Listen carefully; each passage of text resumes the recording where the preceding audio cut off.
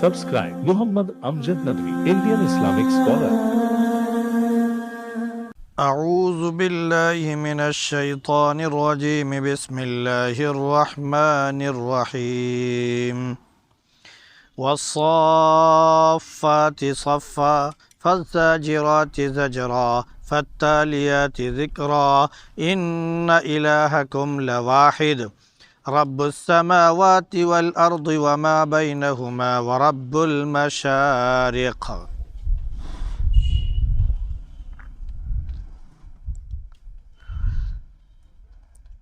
والصافات صفا، اور قسم ہے قطار میں کھڑے ہو کر صف باندھنے والوں کی. پھر قسم ہے جھڑک کر ڈانٹنے والوں کی. پھر قسم ہے یاد کر کر کے پڑھنے اور تلاوت کرنے والوں کی کہ بے شک تمہارا معبود ایک ہے، اور وہ آسمانوں اور زمین کا اور جو ان کے درمیان ہے ان کا رب ہے، اور تمام مشرقوں کا رب ہے.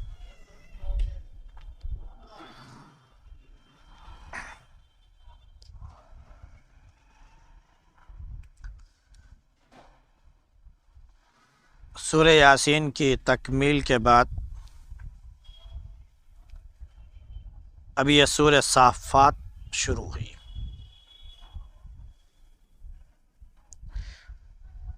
یہ سورہ مکی ہے. مکی کا مطلب کہ وہ سورہ جو مکے میں نازل ہوئی، اور مدنی کا مطلب کہ وہ سورہ جو مدینے میں نازل ہوئی.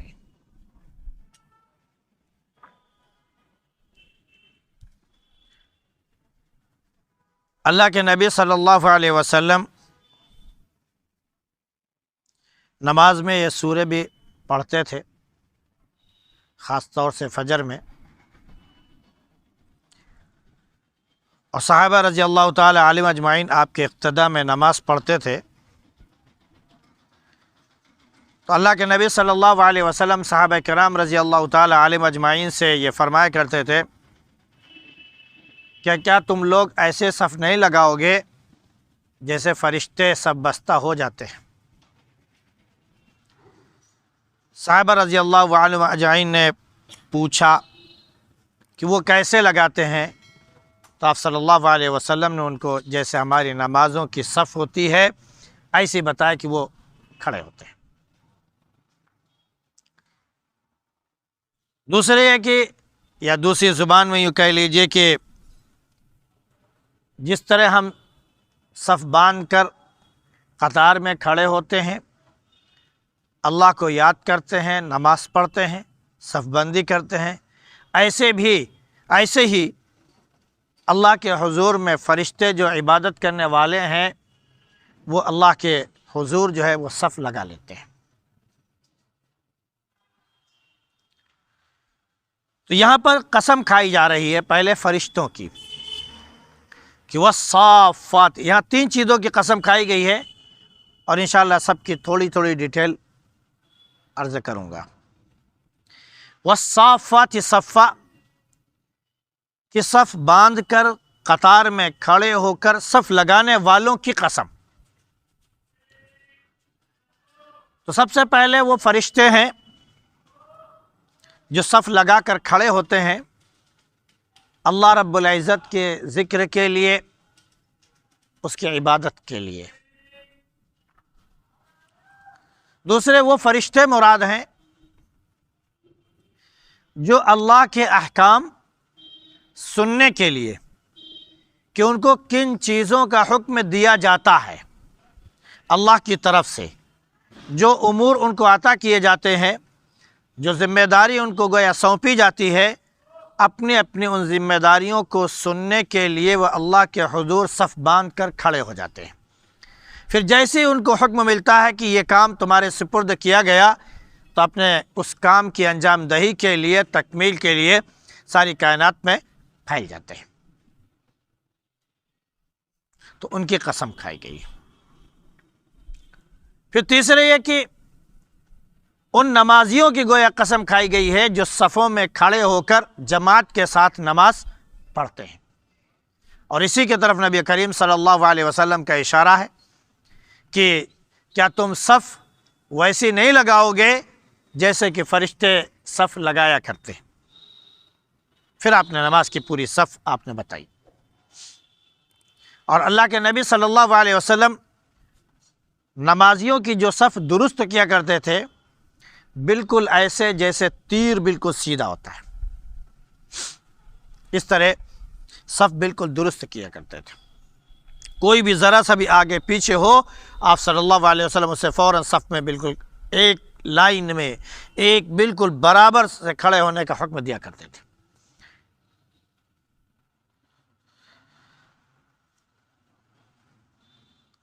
اس کے علاوہ صافات سے مراد فضاؤں میں اڑنے والے وہ پرندے بھی ہو سکتے ہیں جو ایک قطار میں ایک صف لگا کر وہ اڑ رہے ہوتے ہیں، وہ ان کی بھی قسم کھائی گئی۔ قرآن میں ایک جگہ کہا گیا وَالطَّيْرُ صَافَّاتٍ كُلٌّ قَدْ عَلِمَ صَلَاتَهُ وَتَسْبِيحَهُ وَاللَّهُ عَلِيمٌ بِمَا يَفْعَلُونَ۔ ان پرندوں کے گویا کی قسم جو ہواؤں میں صف بنا کر اڑ رہے ہوتے ہیں، چل رہے ہوتے ہیں، اللہ رب العزت ان کی نماز اور ان کی تسبیح کو اچھی طرح سے جانتا ہے، اور جو کچھ بھی وہ کر رہے ہوتے ہیں اللہ ان کو بھی جانتا ہے۔ ایک جگہ پرندوں کے صف کے بارے میں یہ فرمایا کہ الم یروا الی الطیر فوقہم صافات ویقبضن ما یمسکہن الا الرحمن، کیا وہ اپنے اوپر اڑتے ہوئے پرندوں کو نہیں دیکھ رہے ہیں جو صف لگا کر اڑتے ہیں اور وہ اس پر رکے ہوئے ہوتے ہیں، وہ ڈس بیلنس سے نہیں ہوتے ہیں، پورے بیلنس کے ساتھ، پوری متانت کے ساتھ، پوری طاقت اور قوت کے ساتھ وہ ایک سمت کی طرف جیسے اڑتے ہیں وہ اڑتے چلے جاتے ہیں۔ ما یمسکہن الا الرحمن، ان کو روکنے والی ذات اگر کوئی ہے تو وہ صرف اور صرف رحمان ہے، وہ ہر چیز کا جاننے والا ہے۔ اس کے بعد ان لوگوں کو بھی اس صف میں شامل کیا گیا ہے جو نمازیوں سے بھی بڑھ کر کہہ لیجیے، جو اللہ کی راہ میں اپنی جان قربان کرنے کے لیے تیار ہوتے ہیں، اور جو کفار اسلام کی راہ میں روڑے ڈالتے ہیں ان سے جہاد کرتے ہیں اور اس کے لیے وہ صف لگاتے ہیں۔ سورہ صف بھی ایک پوری 28ویں پارے میں موجود ہے، اس میں بھی اللہ رب العزت نے فرما دیا ہے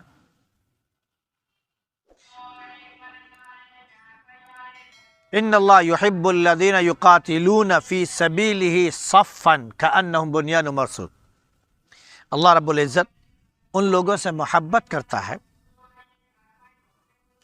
جو صف لگا کر اللہ کی راہ میں قتال کرتے ہیں، اور وہ ایسے ہوتے ہیں گویا کہ سیسا پلائی ہوئی دیوار ہیں۔ تو ان مجاہدین کے بارے میں بھی گویا کہ اس کے ذریعے بتا دیا گیا کہ صف لگانے والوں میں ان کا بھی شمار ہے۔ یہ مختلف مفہوم ہیں جو صافات میں آتے ہیں۔ پھر دوسری قسم جو ہے فالزاجرات زجرا، پھر اس کے بعد اللہ رب العزت نے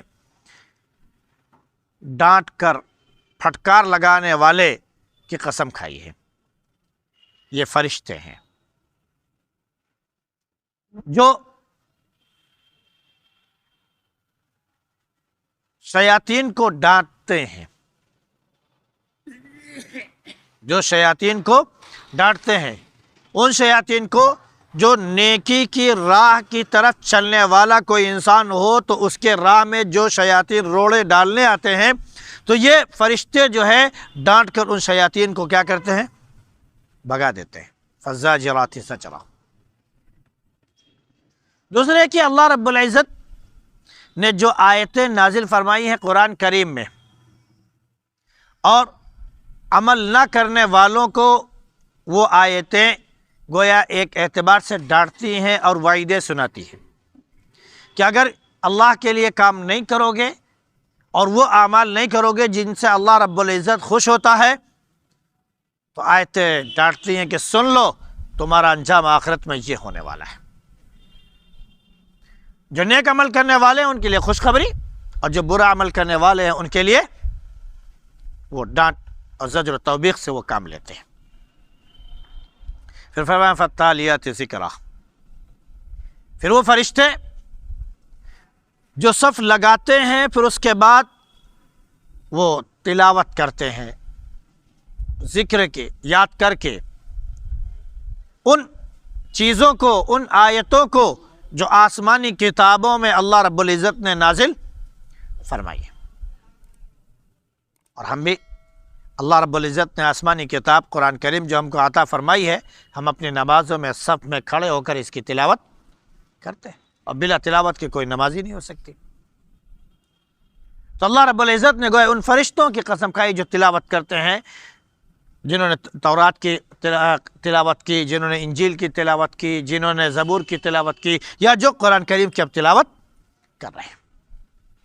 فالتالیات ذکرا، اور صحیح بات تو یہ ہے کہ اس میں وہ صف بھی شامل ہیں جو نمازیوں کی ہوتی ہے، اور پھر وہ اللہ کے لیے یاد کرتے ہیں اور اللہ کی آیتوں کی وہ تلاوت کرتے ہیں۔ ان تینوں چیزوں کی قسم کھا کر اللہ رب العزت پھر فرماتا ہے ان الہکم لواحد، کہ تمہارا معبود صرف اور صرف ایک ہے، ایک کے علاوہ کوئی دوسرا تمہارا معبود نہیں ہے۔ کہیں پر تو اللہ نے فرما دیا کہ اگر دو خدا ہوتے تو دنیا میں وہ فساد برپا کر دیتے۔ اگر دو خدا ہوتے یعنی ایک سے زیادہ ہوتے تو وہ دنیا کا نظام پورا درہم برہم کر دیتے۔ تو یہی سب سے بڑی بات یہ ہے کہ اللہ کے سوا کوئی دوسرا معبود نہیں ہے، لہذا اللہ کو چھوڑ کر جو دوسروں کو معبود مانتے ہیں وہ باطل پر قائم ہے، وہ شرک اور کفر پر قائم ہے، وہ اللہ کے ساتھ دوسروں کو ساجھیداری دینے پر قائم ہے، حصہ دینے پر قائم ہے، جبکہ اللہ رب العزت فرماتا ہے کہ اس کے سوا کوئی دوسرا معبود نہیں ہے۔ مختلف اعتبار سے قل هو اللہ احد، کہہ دیجئے کہ اللہ ایک ہے۔ وَإِلَٰهُكُمْ إِلَٰهٌ وَاحِدٌ لَا إِلَٰهَ إِلَّا هُوَ الرَّحْمَٰنُ الرَّحِيمُ، تمہارا معبود صرف ایک معبود ہے، کوئی معبود نہیں ہے سوائے رحمان کے اور سوائے رحیم کے، یعنی اللہ کی ذات۔ مختلف اعتبار سے اللہ کی وحدانیت اور اس کی الوہیت کے بارے میں بیان کیا گیا ہے، لہذا سب انسانوں کا اور تمام مخلوقات کا یہ فرض بنتا ہے کہ وہ ایک اللہ کے گن گائیں، ایک اللہ کے سوا کسی اور کے سامنے نہ جھکیں نہ ان کے گن گائیں۔ پھر یہی نہیں، اللہ نے پھر ساتھ میں یہ بھی فرما دیا کہ وہ رب ہے۔ رب کیسے کہتے ہیں؟ جو پالنے والا ہوتا ہے، جو نظام سنبھالنے والا ہوتا ہے، جو پرورش اور پرداخت کرنے والا ہوتا ہے، جو ہر چیز کی نگہبانی اور دیکھ ریکھ کرنے والا ہوتا ہے، جو پالنے اور پوسنے والا ہوتا ہے، وہ رب کہلاتا ہے۔ کفار و مشرکین چونکہ بہت سے معبود مانتے تھے تو وہ ان کو جو ہے وہ رب مانتے تھے، یہ سمندر کا رب ہے، یہ فلاں کا رب ہے، یہ ہواؤں کا رب ہے، یہ زمین کا رب ہے، یہ انسانوں کا رب ہے، یہ جناتوں کا رب ہے، یہ رزق کا رب ہے، یہ اس کا رب ہے۔ وہ مختلف اعتبار سے وہ رب منع کرتے تھے۔ حضرت یوسف علیہ السلام نے جب دو قیدیوں کو جو ان کے ساتھ جیل میں گئے تھے اپنے جرم کی وجہ سے، ان سے بھی یہی پوچھا تھا اَأَرْبَابٌ مُتَفَرِّقُونَ خَيْرٌ أَمِ اللَّهُ الْوَاحِدُ الْقَهَّارُ، کیا الگ الگ بہت سے خدا بہتر ہیں یا صرف ایک اللہ جو زبردست طاقت اور قوت والا ہے؟ تو مختلف اعتبار سے اللہ رب العزت نے تمام ربوں کی مذمت بیان فرما دی کہ کوئی رب نہیں ہے، صرف رب ہے اگر کوئی تو وہ اللہ ہے، اس کے سوا کوئی دوسرا رب نہیں ہے۔ کہیں پر دیگر لوگوں کے بارے میں جو رب مانا گیا ہے ان کے بارے میں بھی اللہ نے فرما دیا کہ اتخذوا من دون اللہ آلہہ، انہوں نے اللہ کو چھوڑ کر دوسرے بہت سے معبود بنا لیے۔ کہیں پر ان کو اربابن کے ذریعے فرمایا کہ انہوں نے اللہ کو چھوڑ کر بہت سے رب بنا لیے وغیرہ وغیرہ۔ تو جنہوں نے بنا لیے وہ راہ سے بے راہ ہو گئے، اللہ کے بتائے ہوئے راستے سے بھٹک گئے۔ اور یہاں پر اللہ رب العزت نے جو اپنی صفت رب بیان کی ہے، صرف ایک طرف ایک خوبی نہیں بیان کی، تمام چیزوں کا رب اس نے بیان فرما دیا کہ رب السماوات والارض وما بینہما۔ پھر اس کے بعد فرمایا رب المشارق، کہ وہ آسمانوں کا رب ہے۔ آسمانوں کا کہنے کا مطلب یہ ہوا کہ ایک آسمان نہیں، اللہ رب العزت نے تہ بتہ، منزل در منزل، طبق در طبق 7 آسمان بنائے ہیں۔ اللہ نے کتنے؟ 7 سماوات طباقا، 7 آسمان بنائے۔ تو ان 7 کا رب ہے۔ پھر فرمایا کہ والارض، اور اس زمین کا رب ہے، پوری کائنات کا رب ہے۔ پھر فرمایا کہ وما بینہما، 7 آسمان اور زمین۔ اور اگر زمین کو 7 لے لیا جائے، جیسے کہ قرآن کی ایک دوسری آیت میں ہے کہ وَمِنَ الْأَرْضِ مِثْلَهُنَّ، اللہ نے 7 آسمان پیدا کیے اور اسی طرح زمین بھی پیدا کی، یعنی 7 زمین۔ تو 7 زمینوں کو لے لیا جائے تو 7 آسمان 7 زمین کا وہ رب ہے۔ پھر فرمایا وَرَبْ وَمَا بَيْنَهُمَا، ان 7 آسمان کے درمیان یا ان 7 زمین کے درمیان، یا یوں کہہ لیجیے کہ آسمان اور زمین کے درمیان جو کچھ ہے ان کا رب ہے۔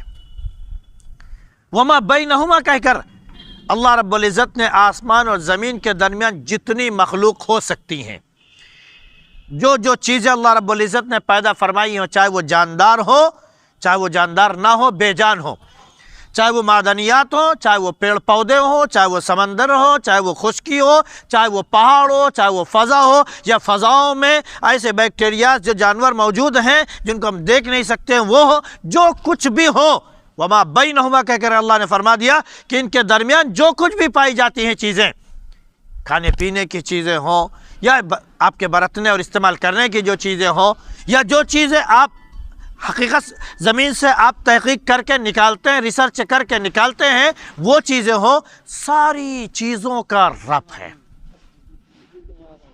وما بینہما، پھر اس کے بعد انسان کو ایک چیز اور بھی بتا دی، رب المشارق، رب المشارق، کہ تمام مشرقوں کا رب ہے۔ اگر صرف مشرق ہی اللہ رب العزت نے بیان فرما دیا تو سورج مشرق میں نکلتا ہے، تو مشرق میں نکلتا ہے تو مشرق کا مطلب ایک طرف کا حصہ، ایک جگہ۔ لیکن مشارق جب کہہ دیا اللہ رب العزت نے تو یہ بیان فرما دیا کہ مشرق ایک نہیں ہے، مشرق ایک سے زیادہ ہے، اور ہر دن سورج کے نکلنے کی جو جگہ ہے وہ مشرق ہے۔ ایک دن جس جگہ سے سورج نکلتا ہے دوسرے دن اس جگہ سے سورج نہیں نکلتا، اس کا بہت بڑا فرق ہوتا ہے۔ وہ منٹ کے لحاظ سے اور سیکنڈ کے لحاظ سے جو جگہ تبدیل ہوتی ہے، وہ ساری چیزیں جو ہیں وہ مشارق میں داخل ہوتی چلی جاتی ہیں۔ یعنی اگر آپ صرف مشرق میں آ جائیں سورج کی نکلنے کی طرف، تو مشرق اتر سے لے کر مشرق دکن تک یہ جتنی بھی جگہ پائی جاتی ہیں سال بھر میں سورج کے نکلنے کی، 365 دن کے جگہ یا 360 دن کی جگہ، وہ ساری کی ساری جگہ کیا کہلائیں گی؟ مشرق کہلاتی ہے۔ جب مشرق کہہ دیا تو ایک جگہ مغارب بھی کہا ہے کہ مغارب کا بھی رگ ہے۔ اگر اس کو مغارب نہ مانے، ہمارے اعتبار سے یہ مشرق ہے، لیکن جو مغرب میں رہنے والے لوگ موجود ہیں اس کائنات کے اعتبار سے، ان کے یہاں بھی سورج الگ وقت میں نکلتا ہے، ان کے یہاں بھی سورج الگ وقت میں نکلتا ہے۔ تو مشارق ان کا بھی وہی ہے، جیسے یہاں ہمارے مشرق میں مختلف جگہوں سے سورج سال بھر میں نکلتا ہے، ویسے جہاں پر ڈوبتا ہے وہاں پر اس کے نکلنے کی بھی جگہ الگ ہے، وہاں پر بھی مختلف جگہوں پر 365 جگہوں پر وہ نکلتا ہے۔ تو جیسے ہمارے مشرق ہوا ویسے ان کا بھی وہ مشرق ہوا، جیسے ہمارے لیے مختلف مشارق بنائے گئے ویسے ان کے لیے بھی وہ مختلف مشارق بنائے گئے۔ مشارق کے ایک اور چیز بتاتے ہیں، سورج یہاں نکلتا ہے، ہم سب نماز پڑھتے ہیں، لیکن آپ جو اس سائڈ میں جاتے جائیں گے ادھر کی نماز ہم سے پہلے ہوتی چلی جائے گی، اور جو ادھر جائیں گے ان کی نماز ہمارے بعد ہوگی، ان کی نماز ہمارے بعد ہوگی۔ ہمارے یہاں سورج پہلے نکلے گا، آپ کے یہاں سورج بعد میں نکلے گا۔ یہ جو فرق ہے سورج کے بڑھنے اور چلنے کی، اس اعتبار سے بھی اگر مشارق مانا جائے تو ہر منٹ کے لحاظ سے مشرق سے لے کر مغرب تک آپ جو بھی حصہ آگے بڑھتے چلے جائیں گے یہ سب سورج نکلنے کی جگہ ہو گئی۔ مثال کے طور پر ہمارا جو علاقہ ہے یعنی لکھنؤ سے آگے رائے بریلی کا، وہاں سے اور یہاں کا جو فرق ہے وہ تقریباً 13-14 منٹ کا فرق ہے۔ یعنی یہاں پر سورج مان لیجئے کہ آج کل فرض کر لیجئے کہ 7 بجے نکل رہا ہے، تو ہمارے یہاں سورج 7 بجے نہیں 13 منٹ اور پہلے نکلے گا۔ وہ جو 13 منٹ پہلے وہاں پر نکل رہا ہے وہ سورج کے نکلنے کا وقت ہے، وہاں کے نماز کا وقت ختم ہو چکا ہے، لیکن وہ 13 منٹ ابھی ہمارے یہاں نماز کا فجر کا وقت باقی ہے، ہم اس میں یہاں نماز پڑھ سکتے ہیں۔ جب وہ سورج ہمارے پاس آئے گا تب وہ اس کے نکلنے کی جگہ ہوگی۔ یہ بھی ایک ایسا ہے۔ تو ایسے حصے مشرق اتر سے مشرق دکن تک یہ بھی مشارق ہے، اور مشرق سے لے کر مغرب تک جو سورج چڑھتا جاتا آگے بڑھتا جاتا ہے، ایک علاقے کے اعتبار سے ان کا مشرق بنتا جاتا ہے، ان کا ٹائم ٹیبل بنتا جاتا ہے، تو یہ بھی مشرق ہے۔ اور پھر جب مغرب کی طرف پہنچ جائے تو وہاں سے جو ان کا حصہ بنتا ہے وہ ٹوٹل مشرق ہے۔